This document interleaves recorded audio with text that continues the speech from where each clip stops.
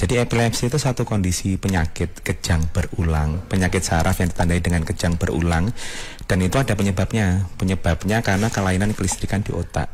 Nah, karena gangguan kelistrikan di otak, akhirnya dia kejang dan berulang.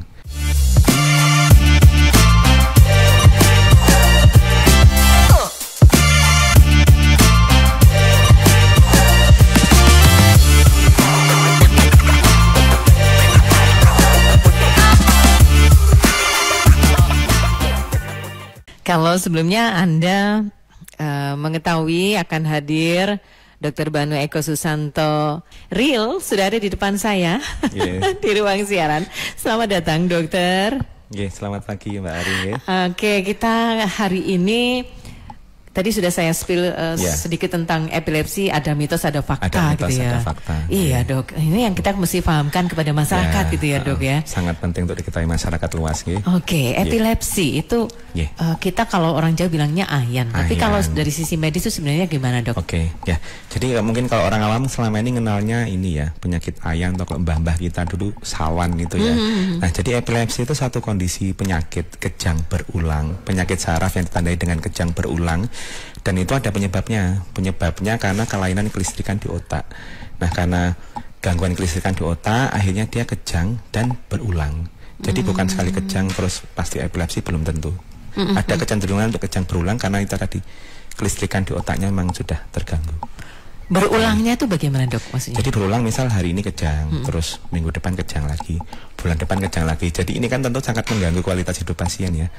Karena kan kalau kejang tidak sadar seperti itu, kelonjotan kan bahaya. Misal dekat api atau mesin lagi kerja dekat mesin, nah lagi mengendarai mobil, mengendarai motor, nah itu yang perlu kita kontrol.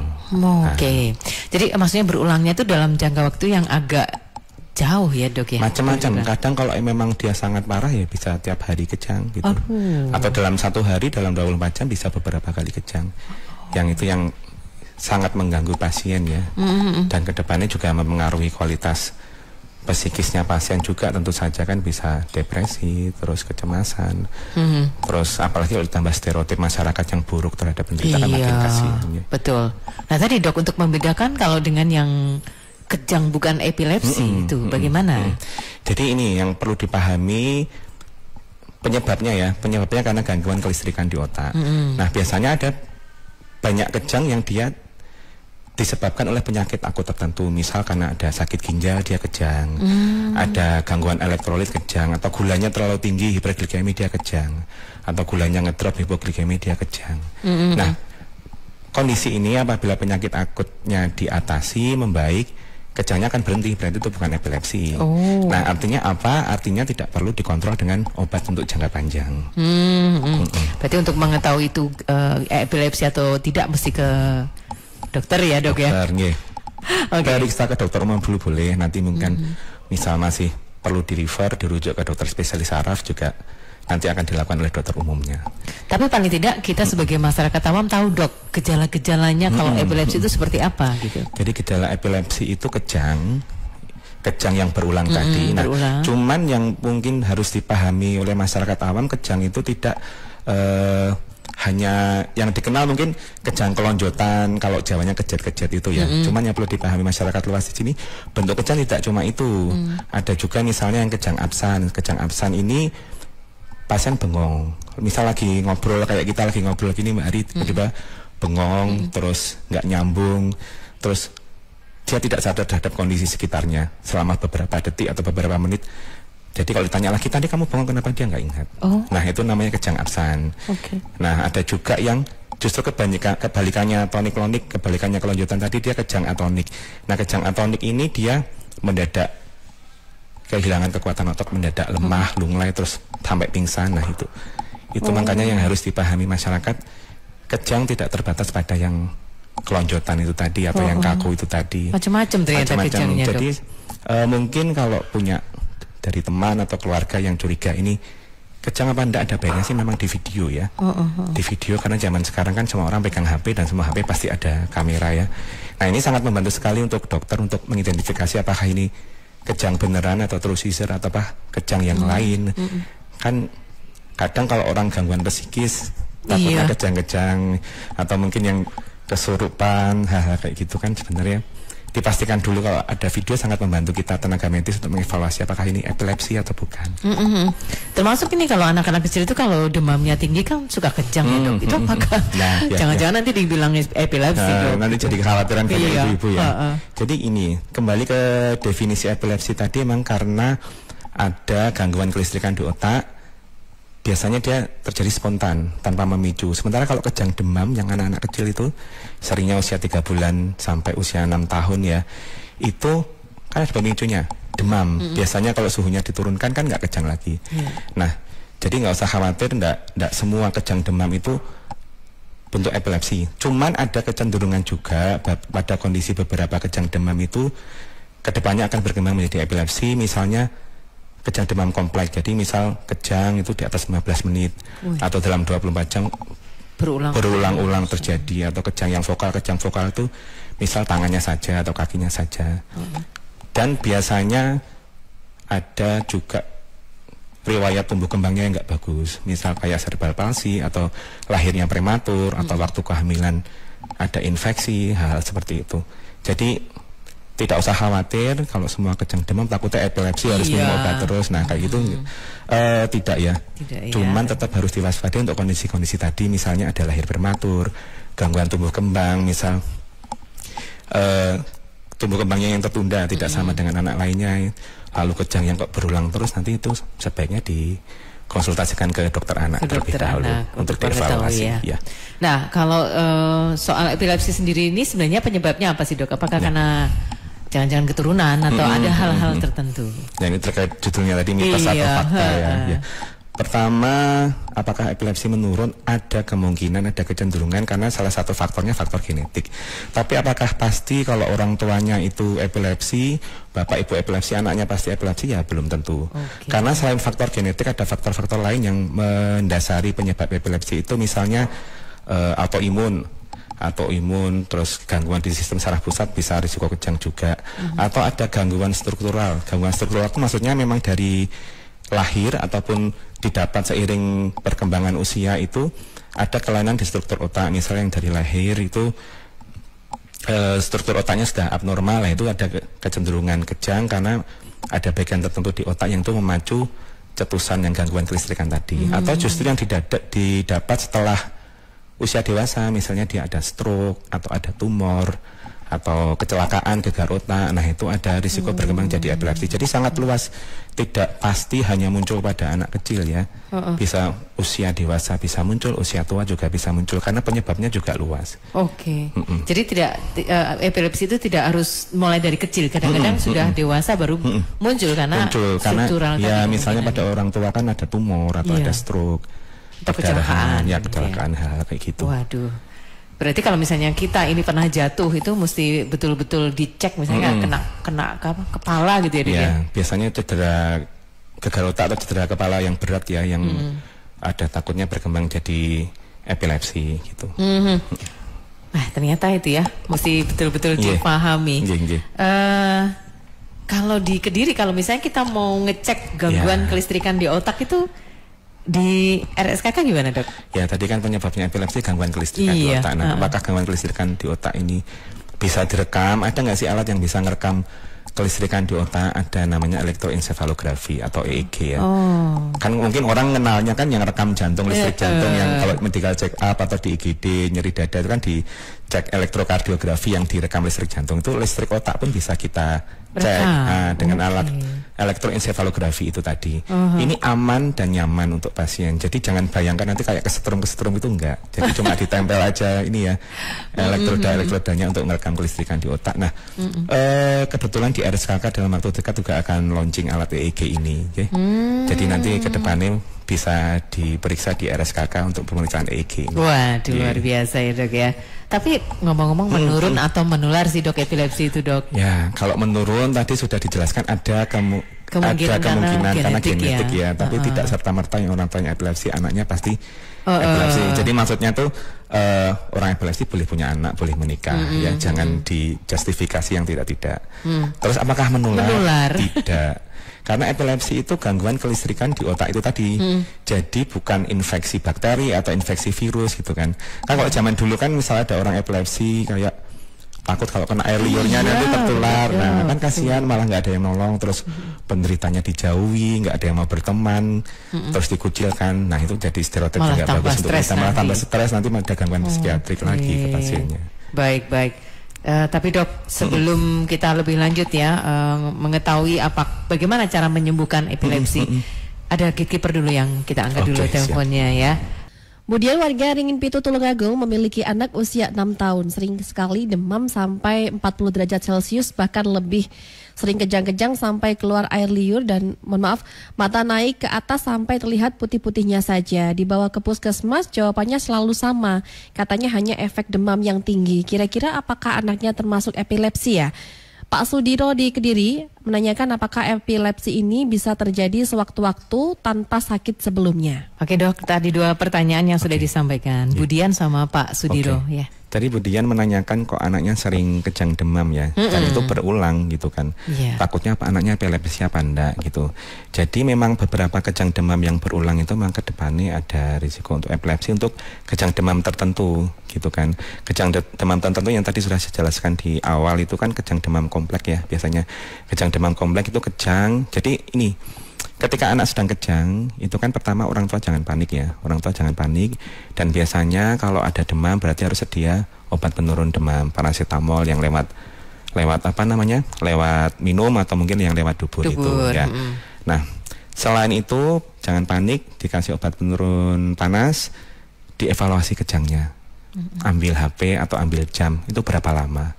Biasanya kalau di atas 15 menit itu ya takutnya nanti akan berkembang jadi epilepsi, atau yang dia dalam dalam satu hari 24 jam itu kok bolak-balik kejang.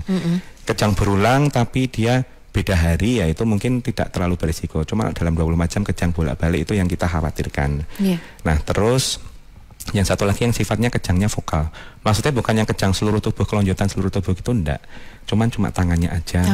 Mulai dari tangannya aja atau kakinya saja langsung lalu ke seluruh tubuh. Nah, itu biasanya kalau orang tua panik kan enggak memperhatikan. Jadi yang udah panik duluan gitu kan. Jadi yang pertama kalau memang ada keluarga kita baik anak-anak ataupun dewasa yang kejang, pertama jangan panik dulu. Lalu yang sangat penting diinformasikan ke dokternya itu yaitu tadi kejangnya seperti apa, apakah menyeluruh atau tidak, sama yang paling penting juga berapa lama. Ya. Kalau di atas 15 menit itu yang seringnya biasanya nggak sampai 5 menit akan berhenti sendiri.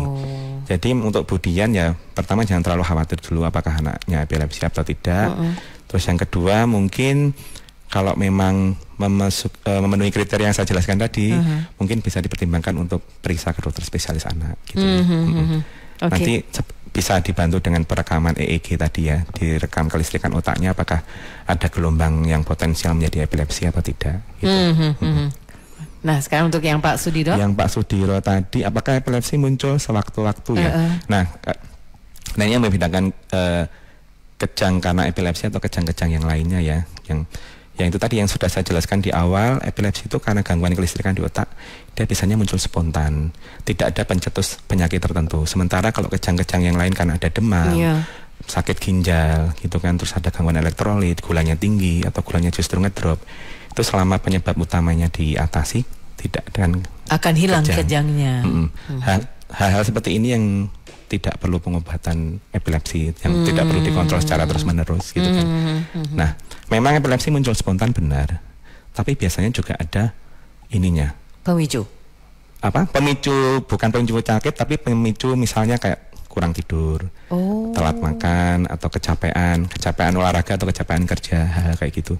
Paling sering sih kebanyakan pasien kurang tidur ya, anak zaman sekarang ya. Itu bisa membuat epilepsinya muncul. Di samping tidak patuh minum obat. Tapi memang dia sudah penyandang epilepsi ya dok ya. Sama satu lagi alkohol ya. Alkohol, baik. Nah, berarti sekarang kita sudah mulai harus mengidentifikasi mana mitos dalam epilepsi dan yang fakta dok. Apa saja berarti dari yang kita bicarakan tadi. Pertama itu, mitos yang paling sering mispersepsi itu apakah epilepsi menular? Tidak menular ya. Epilepsi itu bukan penyakit menular, bukan penyakit virus atau bakteri. Jadi ketika ada berteman dengan orang penderita epilepsi, berteman dengan atau punya keluarga epilepsi, jangan dijauhi. Itu justru kita harus merangkul mereka ya, memberi support dan dukungan. Terus apakah epilepsi menurun? Iya, karena ada faktor genetik tadi. Untuk tidak semua epilepsi genetik ya, kan penyebabnya tadi banyak ya. Apakah menurun? Iya, tapi tidak serta-merta muncul orang tuanya epilepsi pasti anaknya epilepsi, enggak. Jadi orang epilepsi boleh menikah dan punya keturunan. Biasanya itu cenderung akan berkembang jadi epilepsi. Selain faktor genetik, kalau ada gangguan selama proses kehamilan atau kelahiran, misal prematur atau ada infeksi selama kehamilan, terus gangguan tumbuh kembang yang delay gitu ya, tumbuh kembang yang terlambat, hal kayak gitu yang kejangnya biasanya kejang suatu epilepsi. Tapi tetap harus dikonfirmasi dengan pemeriksaan lebih lanjut. Jadi memang harus diperiksakan. Tapi yang harus digarisbawahi di sini adalah ini tidak semuanya menurun ya. Tidak semuanya menurun. Tidak semuanya pasti anaknya epilepsi maksud saya ya. Tapi faktor genetiknya ada. Jadi gini, kalau misalnya orang tua itu memang penyandang epilepsi karena ada kecenderungan genetik, si anak belum tentu nanti epilepsinya muncul gitu ya, Dok ya. Makanya tadi saya tekankan orang epilepsi boleh menikah, boleh punya keturunan. Boleh ya, jangan dijauhi. Jangan. Baik, oke, sebentar lagi kita lanjutkan obrolan bersama dengan Dr. Banu Eko Susanto SPN. Ya, rupanya mesti ke gatekeeper lagi. Email Bu Dina di Kandangan Kediri. Pernah dulu waktu sekolah ada teman yang tiba-tiba epilepsi. Ketika akan membantu tidak boleh. Katanya liur dari orang tersebut menular. Apakah betul demikian? Pak Ganeng di Ngaduluih Kediri, epilepsi itu kambuhnya saat kondisi tubuh atau badan bagaimana? Apakah ada tanda-tandanya? Bude saya dulu punya riwayat epilepsi. Saat kambuh pas di belakang rumah ada sungai. Kemudian tercebur di sungai, tidak ada yang menolong dan akhirnya meninggal dunia. Apakah epilepsi ini juga bisa menurun ke anak-anaknya? Ya, masih ada lagi, Ayu. Bergabung Bu Nikmah di Pare Kediri. Oh ya, baik. Bu Nikmah. Iya, Assalamualaikum. Waalaikumsalam warahmatullahi wabarakatuh. Silakan langsung sama Dokter Banu. Ya, selamat pagi, Dok. Iya, selamat pagi Bu Nikmah. Iya, putra saya yang keempat itu waktu umur 18 bulan itu pernah kejang sering sekali, Dok. Kadang enggak karena demam. Itu awalnya sih memang demam yang pertama kali. Terus waktu demam itu terjatuh. Terus jadinya berikutnya itu sering kejang. Sampai dirawat di rumah sakit itu lama, hampir 40 hari. Tapi sekarang terus pengobatan itu sampai 6 bulan, kalau nggak salah 6 bulan ke depan itu terapi obat nggak boleh lepas. Sampai benar-benar dinyatakan obatnya boleh dihentikan. Sekarang itu usianya sudah 12 tahun, tapi kok jadi sering rentan sakit gitu loh. Apa karena kemungkinan karena dulu sering kejang itu? Terus apa kira-kira ada kemungkinan kambuh lagi nggak, Dok? Terus gimana cara mengatasinya? Terima kasih sebelumnya. Baik, ya, Dok. sama-sama Bu Nikmah di Pare. Terima kasih. Assalamualaikum. Waalaikumsalam warahmatullahi wabarakatuh. Monggo, Dok, langsung dijelaskan. Ya, tadi pertama pertanyaan dari Bu Dina ya, yang takut waktu kecil, waktu SD tidak boleh ditolong, penderita epilepsi, kasihan ya sebenarnya ya. Iya. Jadi tadi sudah ditekankan epilepsi tidak menular, air liur itu tidak menularkan. Kalau kita kena air liur penderita tidak akan kena epilepsi juga. Jadi itu mitos ya, Dok. Mitos ya. Iya. Jadi bukan infeksi, bukan karena bakteri, bukan karena virus ya. Jadi ketika ada penderita epilepsi sebaiknya kita tolong. Nolongnya seperti apa sih penderita epilepsi itu? Yang pertama, jalan napas. Kita longgarkan jalan napas pasien. Caranya dengan apa? Misal kancing ya, bajunya dilonggarkan, yang kancing di sekitar leher ya. Itu terus kemudian jangan memasukkan apapun ke mulut pasien ya. Kadang kan dikasih sendok atau itu malah nanti mengganggu jalan napas, malah risiko nanti timbul masalah baru. Terus kemudian hindarkan benda-benda berbahaya ketika sedang kejang, misal dekat api atau dekat benda-benda tajam atau benda-benda berat yang nanti takutnya menimpa pasien karena kejang kan nggak sadar ya, nggak bisa menghindari benda-benda berbahaya, itu harus dijauhkan. Nah, sama yang penting juga diamati apakah ini kejangnya. Biasanya paling sering itu nggak sampai 5 menit akan berhenti. Nah, baru kalau di atas 5 menit itu baru dibawa ke rumah sakit ya. Ini untuk mendapat pertolongan lebih lanjut. Tapi sebagian besar Tidak ada 5 menit sampai berhenti. 5 menit ya. Jadi kita amankan ketika 5 menit itu kita amankan kondisi pasien. Jangan dihentikan kejangnya ya. Nanti kan kalau ketika kejang itu kan ototnya kaku ya. Kalau kita hentikan, kita cegah nanti malah takutnya bisa cedera di ototnya segala macam. Jadi kita biarkan dulu saja. Kita biarkan saja, yang penting benar-benar sekitar aman. Gitu. Jangan sampai kebentur kepalanya, terus jangan dilonggarkan bajunya seperti itu. Nah, setelah kejang kan biasanya pasien tertidur ya, tidak sadar ya. Itu biar jalan napasnya membaik kita miringkan. Dimiringkan nanti ya. beberapa menit biasanya mereka akan bangun. Gitu. Baik. Dan setelah itu baru diperiksakan ke dokter. Iya. Lalu Pak Ganang tadi ya. Maaf Pak. Iya, Pak Ganang. Pak Ganang bener ya. Untuk jadi budenya tuh pernah punya riwayat epilepsi karena pas kamunya pas di sungai akhirnya terjebur. Nah, itu tadi yang saya bilang bahayanya penderita epilepsi itu sebaiknya memang ada pendampingan dari keluarga ya. Karena benar epilepsi dia akan kambuh sewaktu-waktu. Kejangnya muncul sewaktu-waktu karena itu memang spontan. Karena gangguan kelistrikan di otak tadi itu. Jadi ketika mengendarai dekat api, dekat sungai ini ya yang kasusnya budenya Pak Ganang itu sangat berbahaya. Terus karena itulah kenapa harus dikontrol, harus rutin minum obat. Karena bahayanya di sini ketika sedang epilepsi kambuh orang tidak sadar dan kalau dekat benda berbahaya ya bisa mengancam nyawa seperti itu. Ya berarti apa boleh dibilang kalau untuk orang epilepsi itu tidak boleh ada di sekitar sungai ya dok? Ya nggak cuma sungai tapi hal yang berbahaya lainnya misalnya mengendarai dekat api, mesin ya, pekerjaan yang berkaitan dengan mesin, hal-hal kayak gitu. Nah takutnya terjadi kecelakaan kerja juga kan seperti itu. Nah kondisi-kondisi tertentu misal sudah terkontrol epilepsinya dengan rutin minum obat gitu kan baru mungkin pengawasannya bisa agak diperlonggar ya. Tapi misal jadi dilihat sering kambuh apa enggak dianya. Baik. Kalau dok tadi dok yang soal epilepsi itu kita kan cara membantunya misalnya dengan melonggarkan jalan nafas, tidak boleh dihentikan kejangnya, tidak boleh memasukkan benda ke dalam mulut. Nah, kadang-kadang sering kita takutnya kan lidahnya tergigit gitu kan. Gimana cara antisipasinya? Ketika kejangan sebenarnya lidahnya tetap di dalam mulut ya. Jadi kan memang malah lebih bahaya nanti kalau dimasukkan benda-benda lainnya kan malah nanti lidahnya terjulur atau nanti jalan napasnya tersumbat, malah sebaiknya tidak usah dimasukkan apapun ke dalam mulut ya. Oh, jadi lidah itu akan aman dok ya? Aman. Ada juga yang beranggap apa nanti takutnya lidahnya ketelan. Ya, enggak ya. Lidah kan tidak sudah seperti itu. Memang ada ototnya memang nempel di tenggorokan kita kan aman. Tidak tergigit, tidak khawatir tergigit ya dok? Tergigit jarang. Cuman kalau ini mungkin boleh kalau misal tergigit untuk mencegah perdarahan lebih lanjut, tapi jarang sekali. Takutnya kalau memasukkan sesuatu ke mulut itu justru menghambat jalan napas dan membahayakan pasien. Oke. Baik. Kalau yang putranya Bu Nikmah tadi Bu Nikmah tadi ini ya tanpa demam kejang berulang juga gitu ya. Jadi ya tadi sepertinya kalau dari ceritanya Bu Nikmah sudah konsumsi obat juga. Sepertinya memang ini suatu epilepsi ya.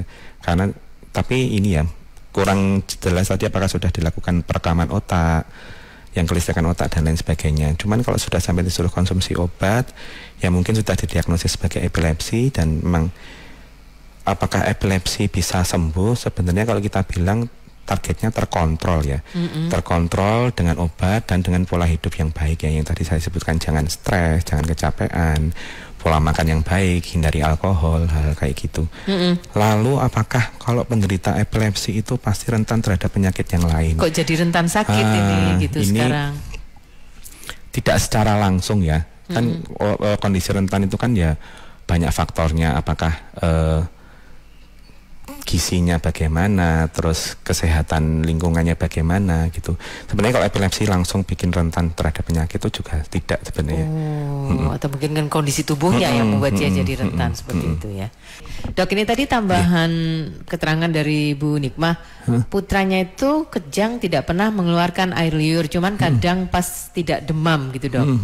Nah ini maksudnya mungkin mau mempertegas apakah ini memang epilepsi gitu dok? Ya itu tadi yang kita khawatirkan itu kan ini berarti kejang muncul tanpa pencetus ya, tidak ada demamnya. Takutnya memang suatu epilepsi. Cuma yang pertanyaan ke Bu Nikmah tadi sudah diperiksakan kah kemana? Terus tadi ada keterangan konsumsi obat 6 bulan ke depan. Terus sudah sampai 12 tahun itu tadi obatnya apa gitu ya. Iya, mungkin bisa ditambah lagi ya, ditambah keterangannya ya. Jangan-jangan memang karena sudah cenderung ke arah. Yang curiganya itu kenapa kok dia muncul tanpa demam ya, dan berulang ya. Baik. Cuma tetap dikonfirmasi terlebih dahulu. Supaya tidak gampang kambuh kalau misalnya seseorang sudah tervoniskan epilepsi, Dok. Selain rutin minum obat, apakah ada cara lain? Caranya yang tadi itu pola hidup yang sehat untuk penderita epilepsi apa aja. Yang pertama, hindari kurang tidur. Seringnya zaman sekarang itu kan HP ya. Sampai malam kalau udah, apalagi kalau udah buka TikTok, buka Instagram scroll ya. Terus gak berhenti-berhenti, Dok. Kalau reel itu kan bikin ketagihan ya. Kurang tidur. Terus yang kedua kecapean ya. Kecapean apapun, kecapean fisik, kecapean emosional. Kecapean fisik karena kerja yang berlebihan, olahraga yang berlebihan. Emosional ya, kecapean emosional, stres tadi ya. Jadi mungkin ya itu tadi makanya takutnya kalau dihindari, diberi stigma itu kan makin jadi stres ke pasien, nanti tambah kambuh terus menerus ya. Dan akhirnya menurunkan kualitas hidupnya ya. Terus untuk makan, pola hidup sehat, hindari alkohol sama kafein ya, karena itu takutnya juga menjadi pemacu gitu. Jadi makan sehat itu tetap perlu untuk segala macam jenis, menghindari segala macam jenis penyakit ya, Dok ya, termasuk epilepsi. Ya. Untuk misal epilepsi yang tidak terkontrol dengan obat, maksudnya dengan obat masih kambuh terus menerus, mungkin juga dipertimbangkan ada diet tertentu ya, namanya diet ketogenik. Nah, diet ketogenik itu apa? Biasanya dipertinggi kandungan lemak, protein, terus dibatasi karbohidrat. Tapi ini tentunya tetap harus dikonsultasikan ke ahli gizi ya, karena takutnya nanti jadi salah kaprah dietnya gitu kan. Karena walaupun diet tinggi lemak, tinggi protein, rendah karbohidrat, tetap perlu nutrisi-nutrisi lain. Terus nanti kadarnya berapa biar nggak menimbulkan kolesterolnya naik, penyakit-penyakit metabolik seperti itu kan tetap harus dikonsultasikan ke ahli gizi ya. Itu biasanya direkomendasikan untuk yang pasien epilepsi yang dengan rutin minum obat tapi kok tetap kambuh gitu kan. Jadi ada diet tertentu. Ya, kalau pasien epilepsi itu tetap kambuh udah diberi obat, sebenarnya hal-hal yang perlu kita tanyakan tuh obatnya sudah diminum rutin belum. Terus itu tadi penyebab-penyebabnya yang kecapean enggak, stres enggak, kurang tidur enggak, minum alkohol enggak gitu. Dok, Dok. Kalau misalnya seorang menderita epilepsi berarti nggak bisa kerja dong, Dok? Oh iya, gini jadi Mbak Ari, memang tadi kan sudah ada seperti kasusnya yang ini ya, budenya Pak Ganang yang kejang terus terjebur ke sungai gitu, beberapa pasien lain terbakar karena dekat api, dekat mesin gitu. Jadi orang jadi takut, ini boleh kerja nggak sih pasien epilepsi? Jadi jawabannya boleh. Boleh ya? Boleh selama kejangnya terkontrol. Makanya dia harus rutin minum obat, pola hidup yang sehat untuk epilepsi seperti yang sudah dijelaskan tadi. Jadi selama dia terkontrol baik tetap boleh kerja. Tentunya ada beberapa pekerjaan tertentu yang sebaiknya dihindari, mungkin yang dekat api, yang menjalankan operator mesin atau pengemudi gitu, mungkin itu untuk amannya dihindari. Cuman pekerjaan lain masih boleh gitu. Cuman ya ini tadi pasien epilepsi yang terkontrol baik dengan obat, minum obat rutin sampai bertahun-tahun tidak kejang juga banyak. Ada ya, Dok? Banyak ya.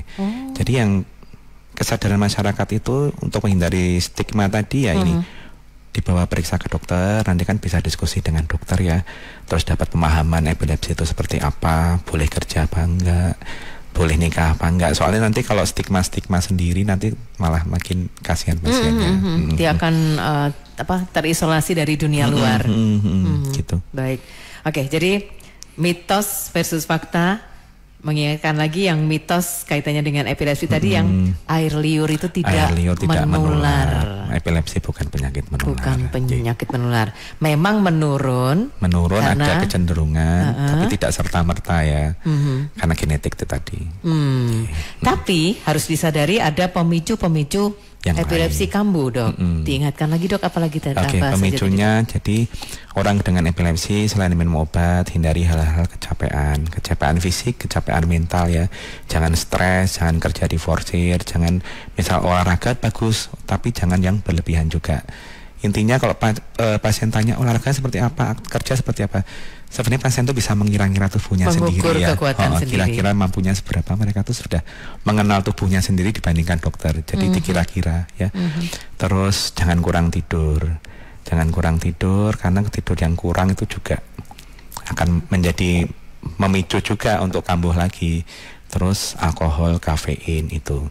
Kalau alkohol sebaiknya dihindari. Cuman kalau kafein itu ya mungkin pengen minum kopi bolehlah sehari 1 cangkir kecil itu ya.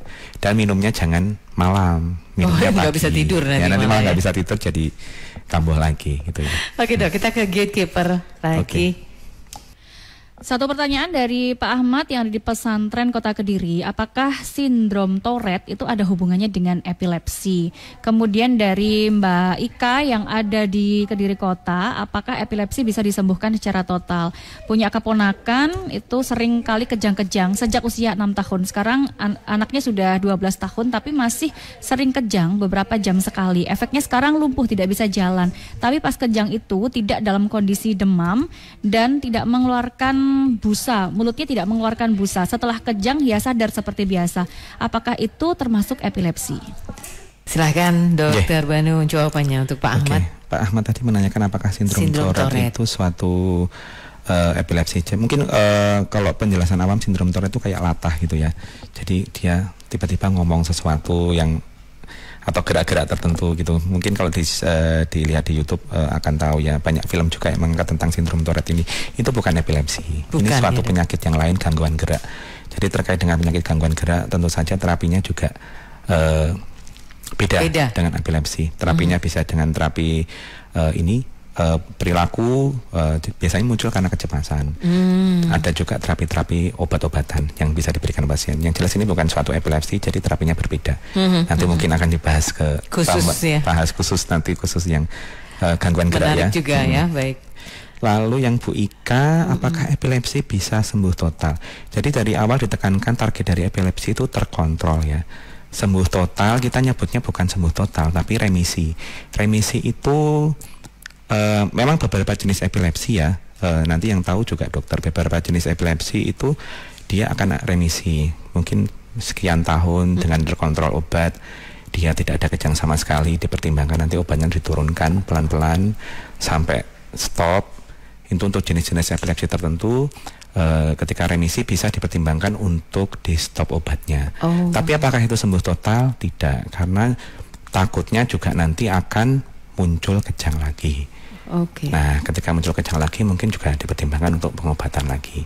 Gitu. Jadi pengobatan total yang harus intinya terkontrol. Apakah bisa di stop obatnya? Misal terkontrol dengan obat, tidak ada kejang beberapa tahun, dipertimbangkan nggak langsung stop ya, diturunkan perlahan-lahan terlebih dahulu.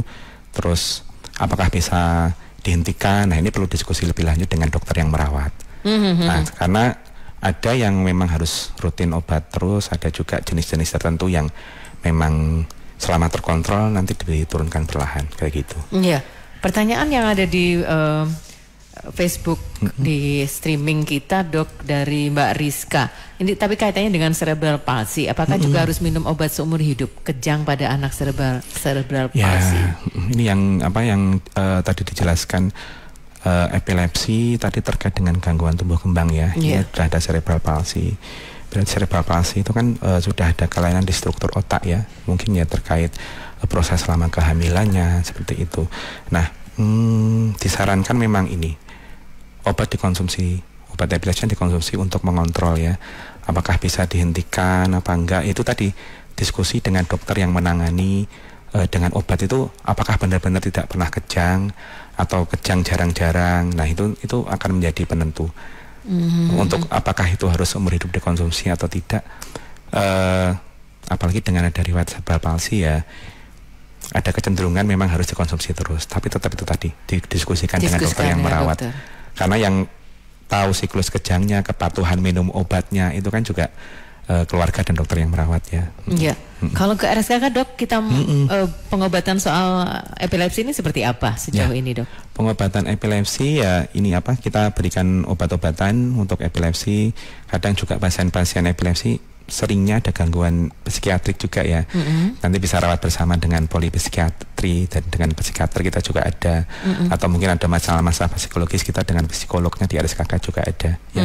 Terus mungkin mau konsultasi misal dengan obat masih sulit terkontrol, dengan obat yang maksimal sulit terkontrol, itu mungkin juga mau coba diet yang tadi ketogenik itu bisa dikomunikasikan dengan ahli gizi di RSKK juga ada. Oh, komprehensif di RSKK pokoknya ya dok. Tapi mesti dari vaskes pertama dulu ya dok ya? Iya. Kalau BPJS rujukan dari vaskes 1 dulu. Tapi kalau untuk langsung ke poli bisa ya dok? Bisa. Langsung ke poli bisa. Cuman kalau untuk BPJS ya rujukannya dari vaskes 1 dulu. Baik. Jadi kalau soal mau konsultasi soal epilepsi bisa datang ke polinya, poli apa namanya dok? Poli saraf. Poli saraf.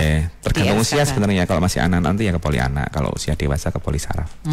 Ya baik. Pengobatan sangat komprehensif di RSKK. Bisa ketemu sama dokter Banu juga ya? Siap. Oke, terima kasih dok. Kita sudah dapat banyak pengetahuan soal mitos versus fakta terkait epilepsi ini. Dokter Banu, semoga nanti tadi janjinya kalau ada soal sindrom-sindrom lain yang berkaitan dengan saraf bisa hadir lagi di Radio Andika ya dok ya. Siap. Terima kasih dok. Oke, terima kasih juga teman-teman yang sudah berinteraksi dalam Publik Interaktif hari ini bersama RSKK, epilepsi, mitos versus fakta.